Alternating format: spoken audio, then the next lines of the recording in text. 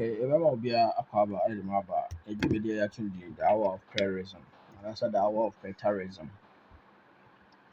At this hour, no, such we try to study the Bible and argue from the position of terrorism and as a terrorism, whereby we believe that Jesus Christ meant his word when he said all things written may be fulfilled, according to Luke chapter 21, verse 22. Of course, a lot of people trying to, argue this text, sometimes they said, well, all things may be fulfilled does not mean all prophecies. But that is what the Bible says, that all things written may be fulfilled. So try to study the Bible from the position of prayerism. Okay, yeah, we believe that the Bible makes more sense, when you trying to exegete, a text from this perspective or this position. Of course, I don't know.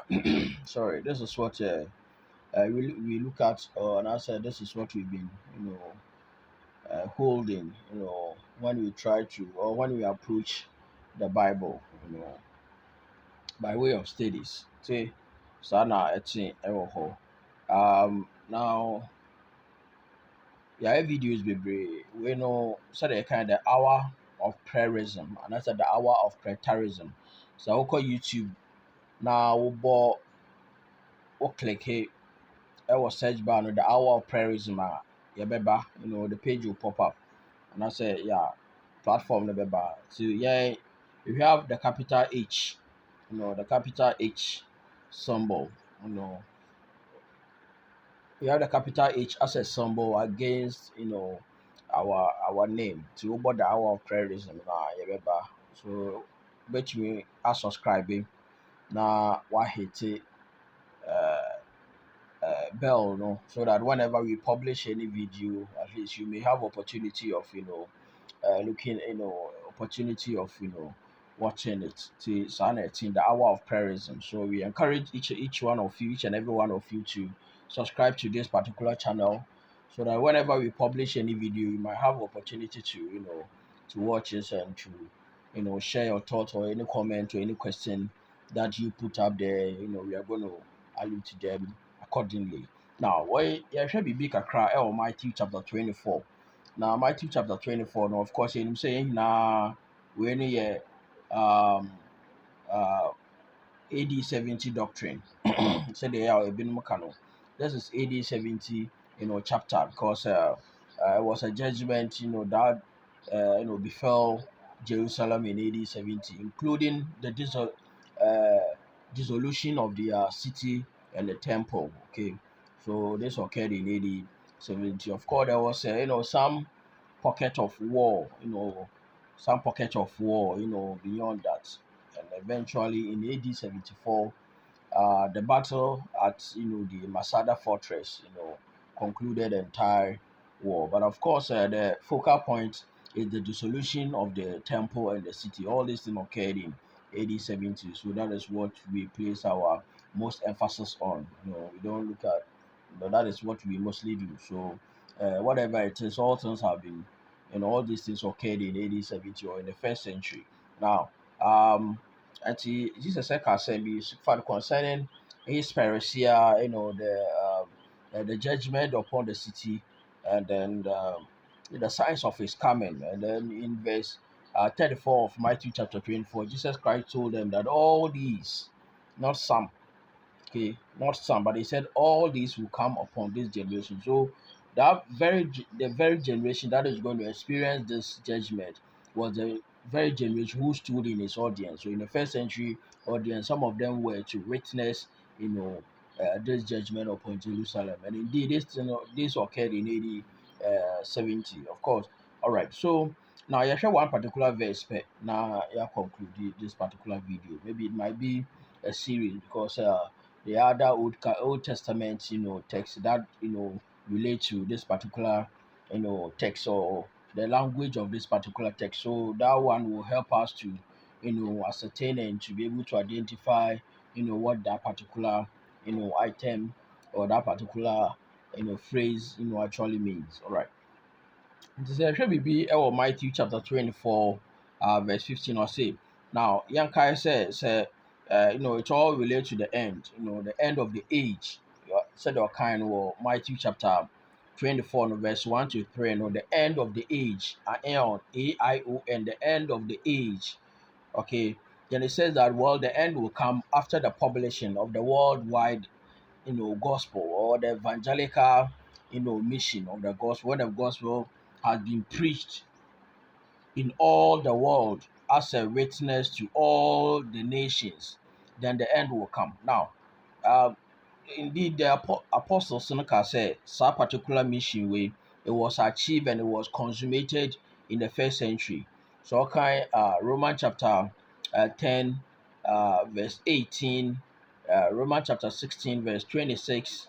I can talk about Colossians chapter 1, verse 5 to 6 and 23, and a host of them. See, all these things, attest to the fact that the gospel was preached in the then known world. See, so this one was fulfilled, and it fulfills the end. Okay, so if this particular end was consummated in the first century, that means we live in an endless age. Sɛdeɛ Ephesians chapter 3 verse 21 no kind of so, world without end, forever and ever. Okay, so because this end relates to the end of the Jewish nation or history, which was the fall of their city and the temple in AD 70. So if this end has been consummated, it means we don't have any end apart from that end which was fulfilled in the first century. So now verse 15 they say, therefore when you see the abomination of desolation spoken of by Daniel the prophet standing in the holy place, whoever reads, let him understand. So when a literal reading about said the abomination that brings desolation, that is the literal meaning or wording of this particular text. The abomination that brings desolation. So who was this abomination? Because a lot of people believe that, well, this text has a future fulfillment. It's going to be fulfilled in future. Some believe that, well, in fact, a lot of people, even those who hold future fulfillment of this particular text, believe that it's going to be the Papa supremacy, or the Roman Catholic Church and the Pope. Okay, he will be the one to stand in the most holy place. So once we see him there, that means the end is lacking around. The end is going to come. But if that is the case, then this Papa, Pope, whatever, this succession has been there for so long a time. So why has the end not come? See, that is a confusion. Sometimes we try to, you know, uh, uh, put ourselves in when we fail to, honor the audience relevance, of the Bible when we are studying them. See, once we try to read ourselves into the ancient text, then we will have problem. That is what prayer is. We try to avoid that. Now, sɛ ɔse sɛ mohu akyiwadeɛ no a ɛbɔ man no a ɛgyina kronkron mu bea hɔ a mohu sɛ awiei no ayɛ dɛn aba. Whoever reads it, let him what understand it. Of course, this is a text from Daniel chapter 9, verse 27. Daniel made these prophecies, and Jesus said that all things will be fulfilled in connection with the fall of Jerusalem, including Daniel chapter 7, Daniel chapter 9, verse 27. Of course, so all these things belong to the first century. And there also, Jesus also can say, so, particular generation, they will all not pass till these things, be fulfilled, according to Matthew 24, 34. Okay, so whatever it is, this was fulfilled in connection with the fall of Jerusalem. So it isn't something that is going to come in the future, or it isn't something that is currently taking place, but it was something that has been fulfilled, has long been fulfilled, and we are not going to see anything like this occurring in the future. All right. Now who was this particular abomination of desolation? Say chiwadeɛ na yɛ chiwadeɛ bɛn. Okay, chiwadeɛ bɛn na ɔka ho asɛm no. Chiwadeɛ a ɛbɔ man, abomination of desolation. So who was this? See, the problem is even within the prayer circles, some believe that it was the Roman army. Okay, of course they, you know, encompassed, the temple and destroyed it. Okay, so a lot of people believe that it was a Roman army.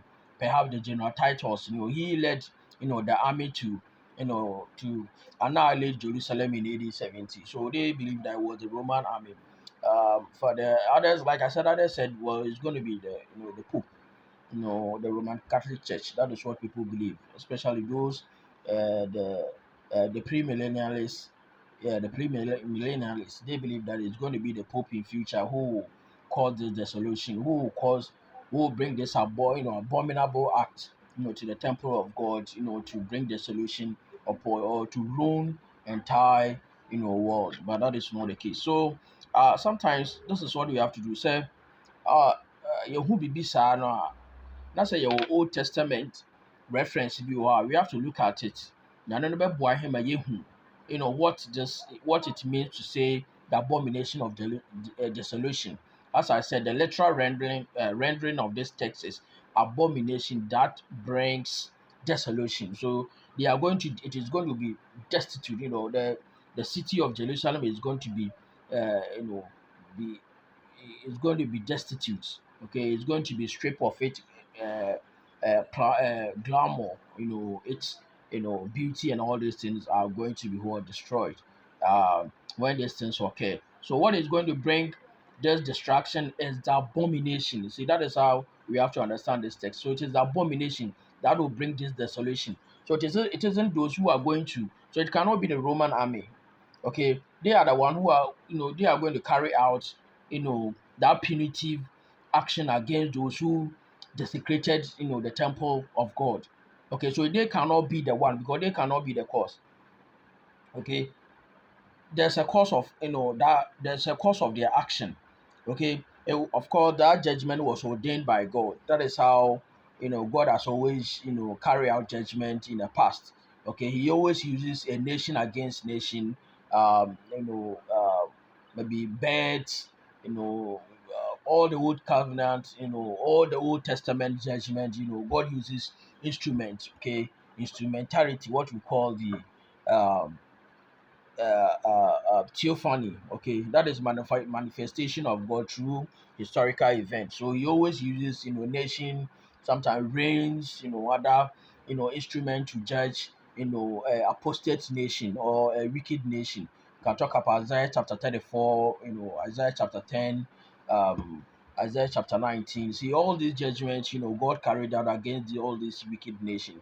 He himself, did not physically visibly you know came to this came he did not come visibly to judge them, but he uses a nation or an instrument to as his wrath of judgment against this wicked nation. So this is what was this is what is going to occur. Now the last of the judgment was dedicated to Christ to carry it out, and he said he is also going to judge. The last judgment is going to carry out his judgment or execute his judgment, just as he has seen the Father carry out judgment in the future. That is John chapter 5, verse 19 following. So his judgment is not going to be, his last judgment is not going to be different from how he has witnessed the Father carry out judgment in the past. Okay, so the last of his judgment, which was the AD 70 judgment against Jerusalem, that was the world, the famous world in the first century. See, this is what we have to understand it. See, sometimes people try to, you know, people try to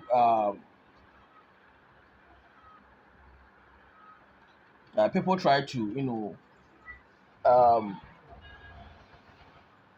try to dichotomize this situation, okay, by trying to place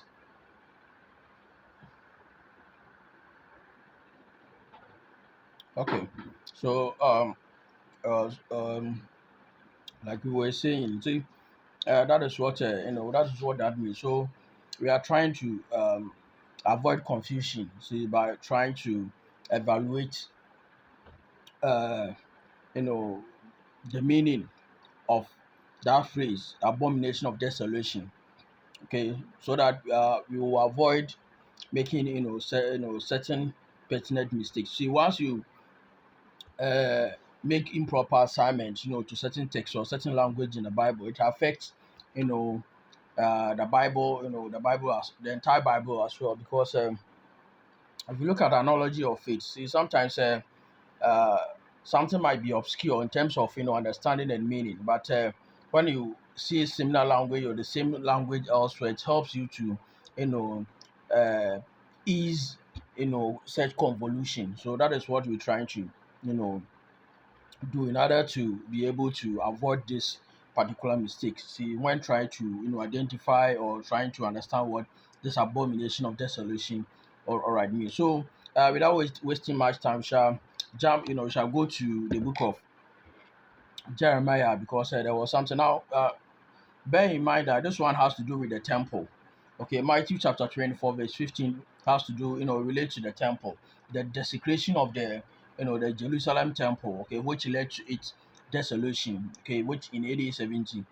So, whenever, we dream of this now, even like I said, that quote or that text is a quote from uh, Daniel chapter 9 verse 27. But if you look at the six elements of Daniel 70th weeks, in Daniel chapter 7, Daniel chapter 9 verse 24. See, the last time it says that 70th week is determined on your people and your city. Okay, so there's that connection. Okay, there's that connection. So the end of that 70th week is when the city and the people, you know, all come to an end. But this does not end, the world history. Okay, the fall of that particular city does not mean there's going to be end of this particular world in which we live in. Now, if you look at Isaiah, Jeremiah chapter 7, verse 24, see, warning of Jeremiah, okay, that their abominations or their abomination or their disobedience is going to increase until, justice is eventually what said. Now, if you look at Matthew chapter 23, verse 34, it says that Jerusalem is going to be punished, okay, for the sin committed from you know uh, right from the time of Abel, that is creation, okay, so that particular generation. So this is part of them. So it runs through the scriptures, the abominable act of the Jewish, and then the Jewish against the God's holy people. So they are going to suffer that particular generation. They are going to suffer the consequences of this abominable act. And Christ said it is that particular generation that is going to suffer the consequences of their father's son. Okay, they were to fill the cup of filth, the cup of their father's son. Okay, they were, so when the cup is full, then the judgment comes upon them. So he says that all these things will come upon this generation. All right. So there should be Jeremiah chapter 7, verse 28, and I'll say, so you shall say to them, this this is a nation that does not obey the voice of the Lord their God, nor receive correction. Truth has perished and has been cut off from their mouth. So it speaks of the Jewish of the days of Jeremiah. Okay, uh, if you look at this same Jeremiah, Jeremiah chapter 5, verse 3, verse 9, and verse 21. See, there are similar language concerning the truth which has been cut out from the mouth of these people. See, they were telling lies. At some point in time, Jesus Christ told them, John chapter 8, verse 44, it says that, well, your father is Satan because he has told lies right from creation. So the truth was not found in the mouth of these people. It means that is why Jesus said you belong to your father, Satan. See, these people in, were satanic by way of telling lies.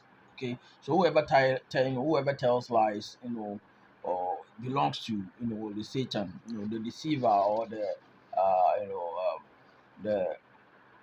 he's a deceiver, or um opposer. Okay, they always oppose the truth of God. They are these people. They are Satan. So Satan primarily means those who oppose or those who are against the truth. These people are the Satan. Whoever tells even including those who twist the scriptures to their own favor. We have a lot of them who are going around just twisting the scriptures to favor them. So it says that uh well so.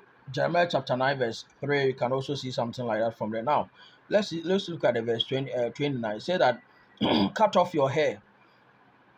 So God is telling Jeremiah to cut off your hair and cast it away, and take up a lamentation of the desolate. Take up the lamentation on the desolate height. So at that juncture, the desolation has what? Now he's warning them, the kind of desolation that is going to befall them. Okay, for the perpetuity, or the perpetuity of this abominable act, committed by, the Jewish, even in the days of Jeremiah. So you have to understand who is causing this causing this desolation, the abomination. Okay, the abomination which brings desolation. Okay, so it was the Jewish people. Okay, this is what we are trying to demonstrate. So it was the Jewish people. Okay, the abomination and the desolation is always in association with the Jewish people. Okay, throughout history. So Jesus Christ told them that, well, you people are going to be punished, not from, for betraying and killing me, but right from Abel, through up to my time, or to the time of the apostles, the tribulation, and the tribulation that was meted out to them, all these things will come upon them. So, including even the time of apostles, the time of Jeremiah. Okay, so Jesus Christ tell them that, well, fill up the measure of your father's cup. So it was something that was, in in circulation. Okay, so like this, it was like a cup. This one pours in a little water. There's out to the time, it gets full. Okay, so they will have to, complete or fill up the measure of their father's son. So that is what it means. First Thessalonians chapter 2 verse 15 to 16, Paul says something like that. And Jesus also in Matthew chapter 23, he also said something like that. So it was something that was occurring, and that was occurring in the first century. So it isn't it's not something that is going to occur in the future, or is going to occur in our time. Okay, it has long been fulfilled. You understand? We can make certain, secondary application of, some of these occurrence, some of these fulfillments, but not as if it is going to occur in our time. All right. So now, if you look at the verse 29, said, "Well, cut off your head and cast it away, and take up the lamentation on the desolate heights." So now, it says that, "For the Lord has rejected and forsaken the generation of his wrath." So you remember what John the Baptist said in Luke chapter 3:7, and then Matthew chapter 3 verse 7. It says that, well, you brood of vipers, who want you to escape from the wrath which is about to, come. If you let me be sure, see, if you look, Luke chapter 3, Luke chapter 3 verse 7, it says that, "Then he said to the multitude," these were the Pharisees, he said to the multitude primarily came that came out to be baptized by him, "Brood of vipers, who warn you to flee from the wrath to come."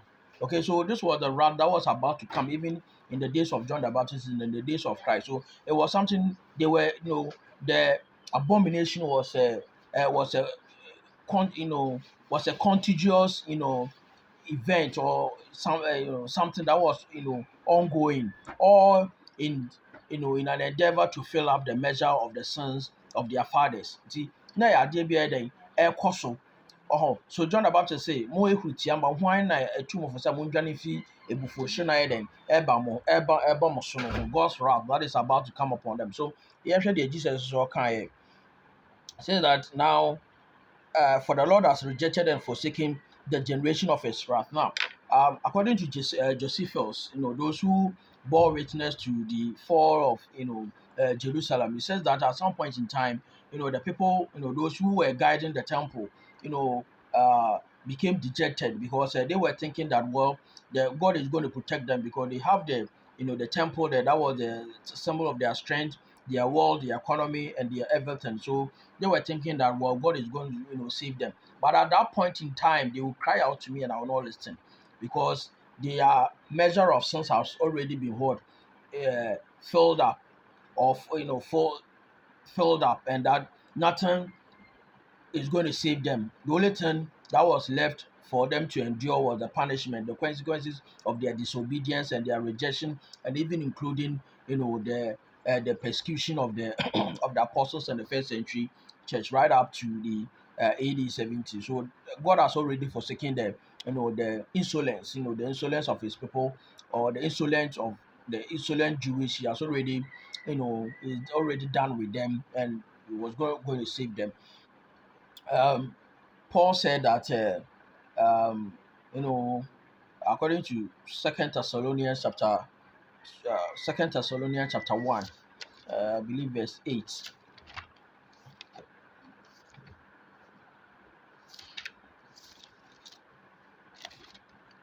Let's see what Paul said.